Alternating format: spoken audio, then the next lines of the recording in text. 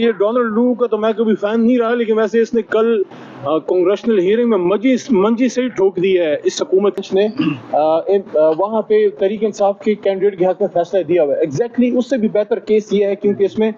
M P اے عمیر وسیع صاحب، میں تو ان کو ابھی بھی ایم پی اے کہوں گا کیونکہ ریٹرن کینڈیڈیٹ یہ ہیں، ایک دفعہ آپ اوتھ لے لیں، اوتھ لینے کے بعد الیکشن کمیشن کا اختیار ختم ہو جاتا ہے، پھر آپ نے ٹرائیبیونل میں جانا ہوتا ہے۔ کس اختیار کے تحت الیکشن کمیشن نے ایک ریٹرن کینڈیڈیٹ، اوتھ لیے ہوئے کینڈیڈیٹ جس نے اسپیکر، ڈپٹی اسپیکر، صدر مملکت کی الیکشن میں ووٹ ڈالا ہے، آپ نے اس کو فارغ کر کے گھر بھیج دیا؟ تو بہت زیادتی ہے، لیکن ہمیں امید ہے انشاءاللہ اسلام آباد ہائی کورٹ سے ہمیں تحریک انصاف کو، عمیر وسیع صاحب کو انشاءاللہ انصاف ملے گا۔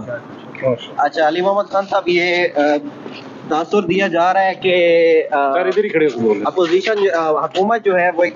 یہ کہہ رہی ہے کہ جو پاکستان تحریک انصاف جو ہے وہ ایک بیانیہ بنایا تھا سائفر والا کہ امریکہ کے ذریعے سازش ہوئی ہے، تو ابھی جو ہے وہی پاکستان تحریک انصاف ٹرمپ کے آنے سے حالات بہتر ہونے کی ایک دلیل دے رہی ہے، تو اس پہ کیا کہیں گے سر آپ؟ دیکھیں، یہ ڈونلڈ لو کا تو میں کبھی فین نہیں رہا، لیکن ویسے اس نے کل کانگریشنل ہیئرنگ میں منجی سے ہی ٹھوک دی ہے اس حکومت کی، کیونکہ 18 مہینے تک میاں محمد شہباز شریف صاحب،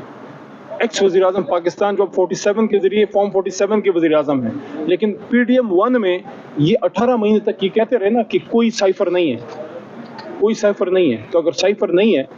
تو اب کیس عمران خان پہ کس چیز کا چل رہا ہے؟ اور اگر کیس چل رہا ہے تو پھر آپ نے جھوٹ کیوں بولا؟ کیا جھوٹ بولنے پہ 62-63 شہباز شریف صاحب پہ اور ان کی حکومت پہ نہیں لگنا چاہیے؟ باقی اسد مجید صاحب کوئی بچے نہیں ہیں، ہمارے مایہ ناز ڈپلومیٹ رہے ہیں، اور ہماری سول سروس میں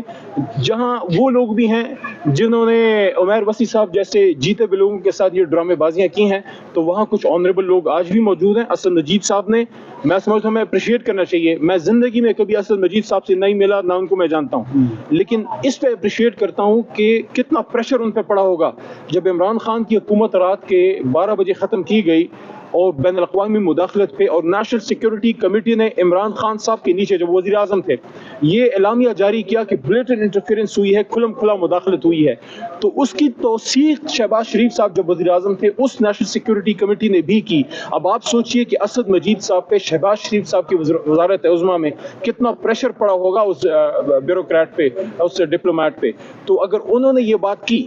کہ بلیٹنٹ انٹرفیرنس ہوئی ہے، تو میں پاکستان کے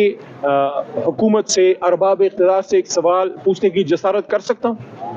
آپ نے پھر کس بنیاد پہ ڈیمارچ کیا امریکہ کے سفیر کو بلا کے اگر سائفر موجود نہیں تھا؟ اور اگر سائفر موجود تھا اور آپ نے ڈیمارچ کیا اور بین الاقوامی مداخلت ہوئی اور ڈونلڈ لو جیسے ایک شخص کو یہ ہمت ہوئی کہ پاکستان جو نیوکلیئر اسلامک اسٹیٹ ہے اس کے وزیر اعظم کو تڑی لگائے کہ یا تو آپ اس کو اتاریں، اگر اتاریں گے تو ہم تمہیں معاف کر دیں گے، we'll forgive you، اور اگر نہیں آپ اتاریں گے تو آپ کو سیویئر کنسیکوینسز کا سامنا کرنا پڑے گا۔ میرے خیال میں تو ہم 47 میں آزاد ہو گئے تھے، یہ کس نے ہماری سوورنٹی ان طاقتوں کے پاس گروی رکھی ہے؟ یہی وہ نقطہ ہے جس پہ عمران خان پابند سلاسل ہے، کیونکہ وہ مرد حر ہے اور وہ کہتا ہے کہ کہتا ہوں وہی بات سمجھتا ہوں جسے حق میں زہر حلاحل کو کبھی کہہ نہ سکا قند، اپنے بھی خفا مجھ سے ہیں بیگانے بھی نہ خوش۔ سر، سزا کے خلاف اپیلیں چل رہی ہیں، کب تک فیصلہ آنے کا امکان ہے؟ بہت جلد انشاءاللہ۔ ہمارے وکلاء نے تو عید الفطر سے پہلے کی بات کی ہے، میری دعا ہے کہ ان کی بات سے اللہ تعالیٰ ان کی گفتگو میں برکت ڈالے اور عمران خان صاحب عید الفطر سے پہلے وہ نکلیں اور بنی گالا یا زمان پارک میں ہمارے ساتھ جو ہے وہ بیٹھے ہوں۔ بنی گالا ہو تو بہتر ہے کیونکہ بنی گالا خان صاحب کو راس ہے۔